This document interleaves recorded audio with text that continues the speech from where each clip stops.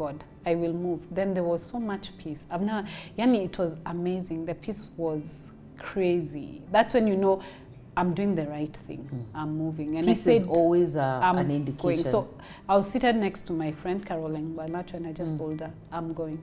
You're moving. I'm not arguing with God again. I'm going to move. Hey everybody, my name is Angie Murenga. You're watching Just Angie. It's Lifestyle Thursday. I'm having an amazing conversation with Kinya. Last week we talked about Tahmid Creations and how she got into events and how she does our events. But today I wanted to talk about relocating to Nanyuki. Wow. I remember when you told me you're relocating to Nanyuki, I was like, what, Kinya? But I felt it was the right thing to do at that point and at that time. And we had an Unstuck conference, but I don't know, maybe you tell me what you remember, then I'll tell you what I remember. Okay. And it had been, I think it was called about leadership that shifts mindsets and cultures. But anyway, over to you, relocating to Nanyuki. How do you approach your whole family?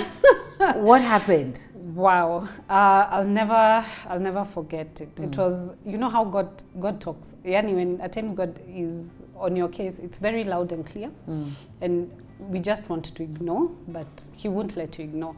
So it was the year where we had elections being redone again. So my kids had it. They were like, because we were living next to a school, so you can imagine the noise. People would sit outside our gate. So my kids, because it was a voting center. Yeah, it was a voting center. So my kids were like, take us up country, Meru, so that once people vote, we'll come back. So they're like, okay, chap, we drive down Meru. On the way back, I stop in Nanyuki. And in Nanyuki, I remember just thinking, wow, I love this town. And the person I was meeting, when I walked in, they said, you look like you belong. You're dressed like the people who live here. Then I laughed, I moved on. Now, I was coming back for Unstuck. That's why I couldn't even stay one night. And I was doing the decor and everything. So when I came back, that night, I remember God telling me, move to Nanyuki. I said, yeah, when I'm 60, I'll move to Nanyuki. Yeah, you know, retirement. We have many me, that's my retirement plan. So that was the plan when I'm 60. But he said, no, now. I'm like, no. And you're doing the setup?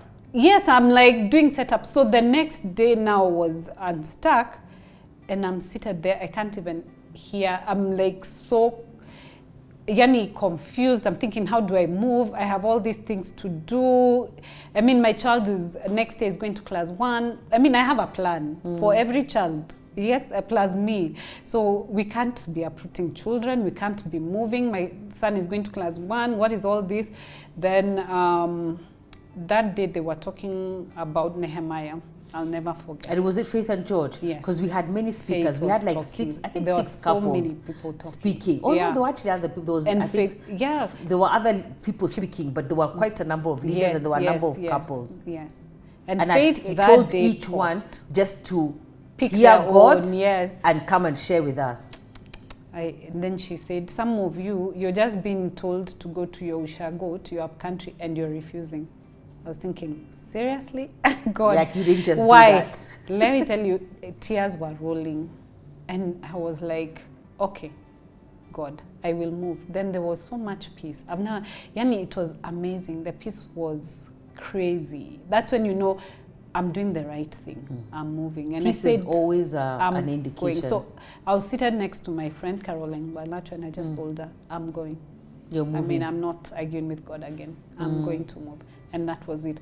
And after that, now I went to start to walk, to do a prayer circle. I went to Nanyuki to pray. I walked around the town. Really? Yeah. Praying? Yeah, just praying and everything and asking God what next. Because really, I don't know what I'm coming to do here. Yeah, you don't even know where to start. I don't even know where to start and everything. So the only thing I knew is we need a house and a school.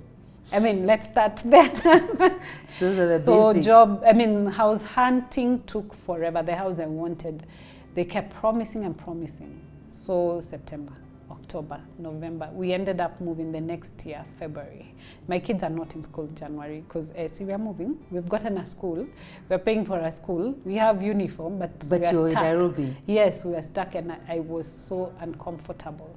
But we finally moved. But I always blame you for Nanyuki. Blame me. Yes. That's okay. Pause. When we went to Meru, then when we're going to a school. To take Christmas gifts and everything. On the way back, we talked about, we're driving past Nanyuki. And then you're like, you really don't know Nanyuki? I said, no, I used to visit as a child, and it's that one you stay at your uncle's. Then you said, okay, we're sleeping here. I was like, okay. So we slept over. The next day you took me round. And let me tell you, Kinya. We ended up in the church, Baptist. My first Sunday. Oh, yes. My first Sunday, which was my second day in Nanyuki. And my landlady takes me where to Baptist? To the same church. Yeah. But I used to get revelation in that church. Wow. I used to go to Nanyuki, I think on holiday, over I think December periods. It's amazing the things that happen to us that will come back later. Yeah. And when I'd go to that church, it was a Baptist church, Mount Kenya Baptist. Yes. But let me tell you, Paka used to ask God, you are here. I would hear him clearly. I would get instructions for the next year. And I'd leave everybody else. That's also very strange because it's you. And I was just driving, I was told, enter this church, go here. I said, I didn't know anyone at the church. It's amazing. I would receive downloads. It would be almost scary. That's the place where I almost received, there's a screen. Yeah. And I'm seeing what is coming and what I need to do. It was the most scary experience. Scary but beautiful experience. Yeah. And I was like, Lord, you're here. So I knew he was at Mount Kenya Baptist. So I'd purpose to go there every time. And then I now even introduced myself to the I think the priest, the resident pastor, because it was just a place where I would have such spiritual awakenings. It was not funny. So I'm glad that you see, it's my fault I took you to my place where I hear God, I hear Jesus. And remember, we slept at Old House. Yes, at I Old ended House. I don't live far from Old House. As so all this was happening for a reason. Yes, as in the places, it's like all the areas you took me around, somehow they're connected to my being there. And when we were there with you, there was nothing. I didn't even feel a move here or anything. But I love it there. I love it so much, and I really thank God. I can't even imagine a time and when now you didn't this live is there. my third year. Imagine. I still come to Nairobi to do work. You come Nairobi too? To work, my events and everything, almost everything, we still come to Nairobi. It's like Nairobi is just round the corner. It's not far. It's a whole 3-hour journey. What I'd tell people is don't be afraid.